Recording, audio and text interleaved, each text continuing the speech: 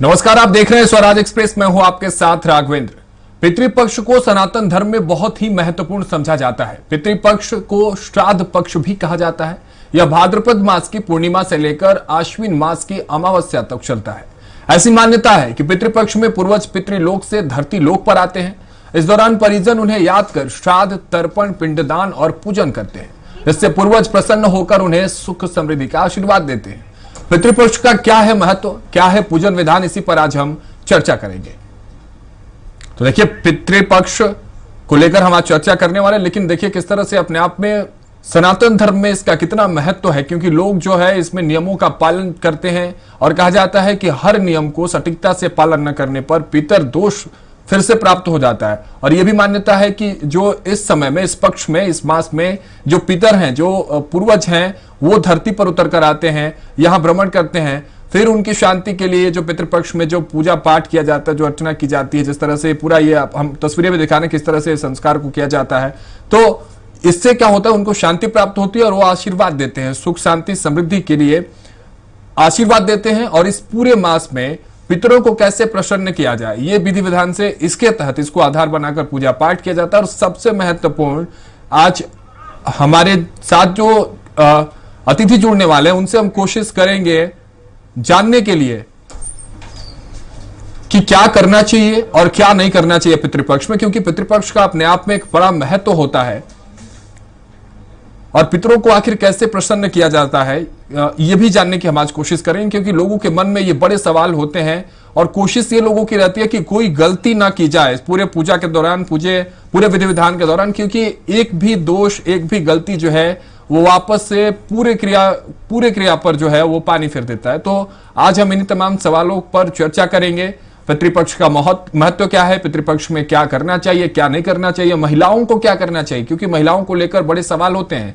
क्या पितृपक्ष में जो महिलाएं हैं वो तर्पण कर सकती है, नहीं कर सकती हैं। आज हमारे साथ दो बड़े अतिथि, जो दो जानकार जुड़ने वाले हैं, उनसे हम इस पर भी चर्चा करेंगे और इनके भी जवाब जानने की कोशिश करेंगे। और पितृदोष का निवारण कैसे होगा, यह भी अपने आप में बड़ा महत्वपूर्ण सवाल है। इसके जवाब भी लेने की हम कोशिश करेंगे। तो देखिए, पितृपक्ष का ये जो महीना है वो शुरू हो गया है। लोग अपने पूर्वजों के शांति के लिए इसमें विधि विधान से पूजा अर्चना करते हैं, उनको प्रसन्न करने की कोशिश करते हैं, ताकि वो जब धरती पर आते हैं तो जाते हुए, वापस लौटते हुए वो सुख समृद्धि की जो है वो आशीर्वाद देकर अपने संतानों को लौटते हैं। चलिए, तो हमारे साथ जुड़ रहे हैं लाइव पंडित प्रिय शरण त्रिपाठी जी, ज्योतिषाचार्य हैं, वो हमारे साथ जुड़ चुके हैं। शरायसानंद गिरी जी महामंडलेश्वर जुना अखाड़ा से जुड़ रहे हैं हमारे साथ। आप दोनों का बहुत बहुत स्वागत है स्वराज एक्सप्रेस पर। सबसे पहले पंडित जी, आपसे समझना चाहते हैं कि ज्योतिष के माध्यम से पितृपक्ष का महत्व क्या है और किस तरह से, किन नियमों का पालन करके अपने पितरों को प्रसन्न करने की विधि विधान है इस पूरे पक्ष में।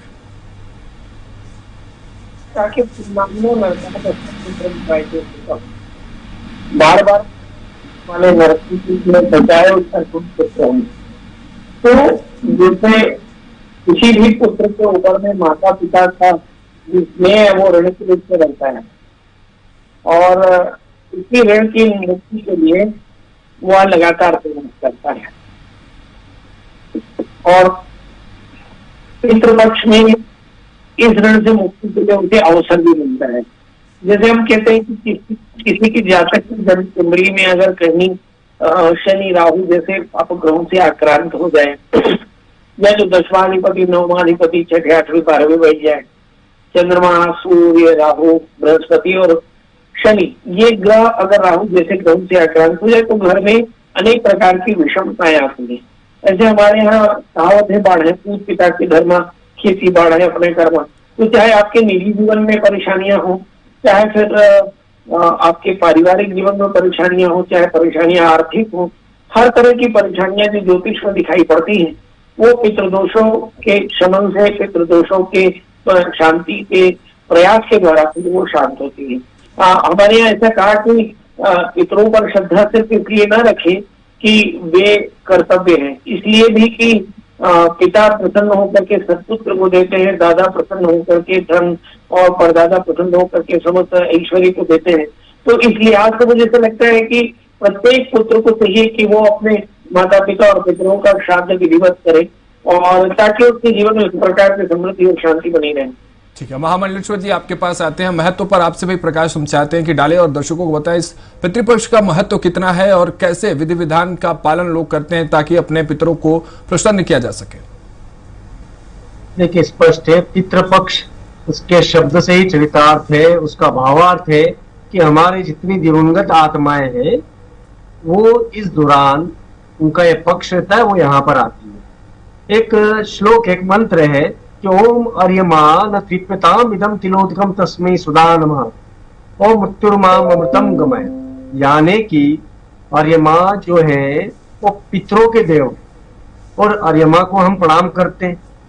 पिता पितामह और प्रपितामह, माता मातामह और प्रमातामह, हम सभी को प्रणाम करते हैं। यानी हमारे डीएनए का जो इनहेरिटेंस है या लाइनेज है, उस पूरी श्रृंखला को हम प्रणाम करते हैं ताकि उनके द्वारा किए जाने वाले कर्म या किए गए कर्म, उनके अच्छे परिणाम हमें भी प्राप्त हो, उनके आशीर्वाद के स्वरूप। और श्राद्ध से किया गया जो कर्म होगा, मुक्ति कर्म, इन सारी पितरात्माओं का वो ही श्राद्ध है, तो श्रद्धा ही श्राद्ध है। अब इस विषय के अंदर हम देखते हैं कि मृत्यु के बाद जो है हमारी 3 अवस्थाएं हैं जो कि जीवित रहते हुए होती है। वो होती है जागृत, स्वप्न और सुषुप्ति। ये तीनों अवस्था मृत्यु के बाद आत्मा की भी होती है और तत्पश्चात उसकी मृत्यु लोक पितृलोक की ओर उसकी यात्रा प्रारंभ हो जाती है। तो बड़ा सुंदर सा आध्यात्मिक इसका वेदांत के अंदर उल्लेख है कि हमारे वाङ्मय में कहा गया कि जिस समय पर चंद्र के साथ में हमारी युति बन जाती हो, यानी पितृलोक जो चंद्र की दिशा में है, वहां से पितरों की ऊर्जा पुनश्च इस पृथ्वी के ऊपर आती है और वो श्राद्ध पक्ष के अंदर आती है, जो कि अश्विन मास का ये कृष्ण पक्ष होता है।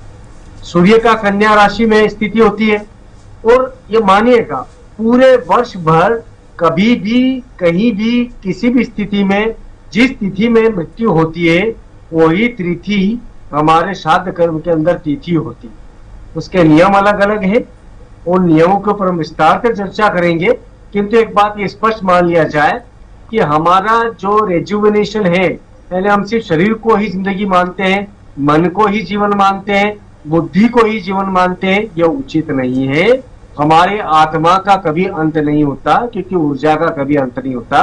तो उसका जो संचरण है वो संचरण इस पृथ्वी के ऊपर निरंतर रूप से होता है और हर वर्ष होता है, श्राद्ध में होता है।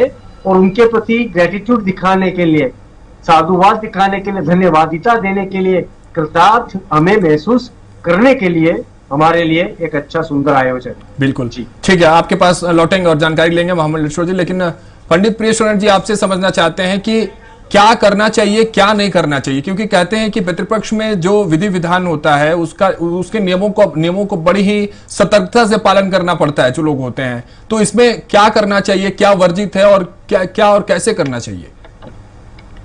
ऐसा लगता है कि जो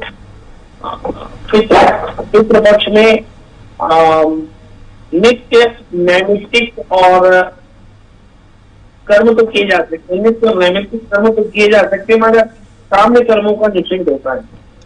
तो इसलिए जैसे यज्ञोपवीत है या गृह प्रवेश है या विवाह है, ये सारी चीजें निषिद्ध मानी जाती हैं। मगर आप नित्य कर्म कर सकते हैं, ये तो कर्म हुआ। फिर एक भोजी भूमिशाही भूतपा ब्रह्म पर हटुचि, जैसा कि महाराज जी आपने भी बताया कि भाई 16 दिनों का महालय होता है भाद्रपद महीने की शुक्ल पक्ष की पूर्णिमा से लेकर के, और 16 तिथियां होती है, पूर्णिमा एक अमावस्या और 14 तिथियां।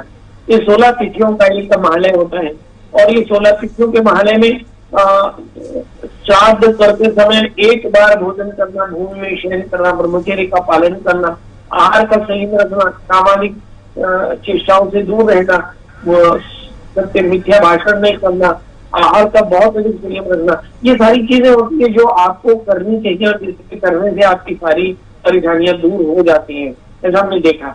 अब सवाल ये कि क्या नहीं करना चाहिए। इसमें मांस का भक्षण नहीं करना चाहिए, तीखा तला पूजा खाना नहीं चाहिए, आहार का असंयम आंख के लिए अच्छा नहीं होता।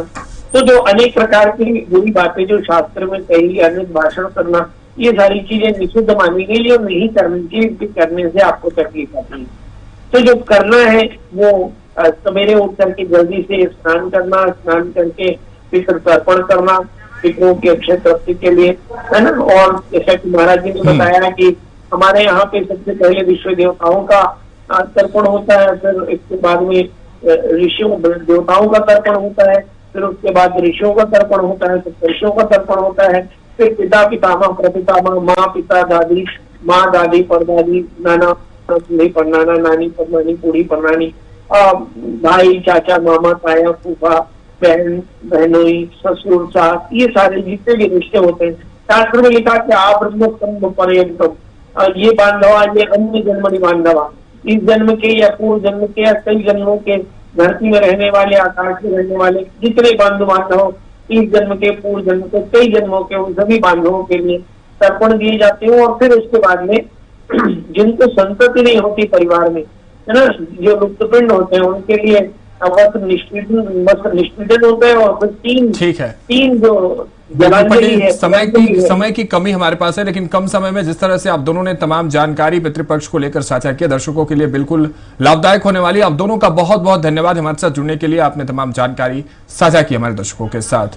तो देखिए, ये पितृपक्ष को लेकर हम आपको जानकारी साझा कर रहे थे। हमारे साथ जो ज्योतिषाचार्य जुड़े हुए थे और महामंडलेश्वर जुड़े थे, उनका साफ तौर पर कहना है कि श्राद्ध श्रद्धा है और श्रद्धा भाव से नियमों का पालन करते हुए, पितृपक्ष के महत्व को समझते हुए, पितरों को प्रसन्न करने के लिए जितने भी विधि विधान बनाए गए हैं और क्या करना है क्या नहीं करना, जिस तरह से पंडित जी ने साफ तौर पर बताया, इसको ध्यान में रखते हुए अपने पितरों की पूजा अर्चना बेहद आवश्यक होती है।